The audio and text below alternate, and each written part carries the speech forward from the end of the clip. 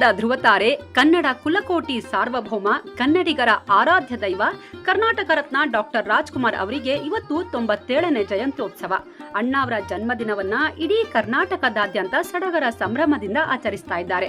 ಅಣ್ಣಾವರು ಕೇವಲ ನಟರಲ್ಲ, ಬದಲಾಗಿ ಸಾಂಸ್ಕೃತಿಕ ರಾಯಭಾರಿ, ಪೌರಾಣಿಕ, ಐತಿಹಾಸಿಕ, ಸಾಮಾಜಿಕ ಮತ್ತು ಬಾಂಡ್ ಸಿನಿಮಾಗಳ ಮೂಲಕ ಕನ್ನಡ ಸಿನಿಮಾವನ್ನ ಜಗತ್ತಿಗೆ ಪರಿಚಯಿಸಿದವರು. ಗಾಯಕರಾಗಿ ಅವರು ಹಾಡಿದ ಭಕ್ತಿ ಗೀತೆಗಳು, ಭಾವಗೀತೆಗಳು ಮತ್ತು ಸಿನಿಮಾ ಗೀತೆಗಳು ಇಂದಿಗೂ ಪ್ರತಿ ಕನ್ನಡಿಗರ ಮನೆಯಲ್ಲಿ ಮೊಳಗ್ತಿವೆ.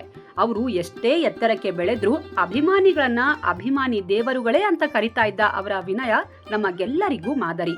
ಗೋಕಾಕ್ ಚಳವಳಿಯ ಮೂಲಕ ಕನ್ನಡ ಭಾಷೆಗಾಗಿ ಅವರು ಮಾಡಿದ ಹೋರಾಟ ಎಂದಿಗೂ ಮರೆಯಲಾಗದು.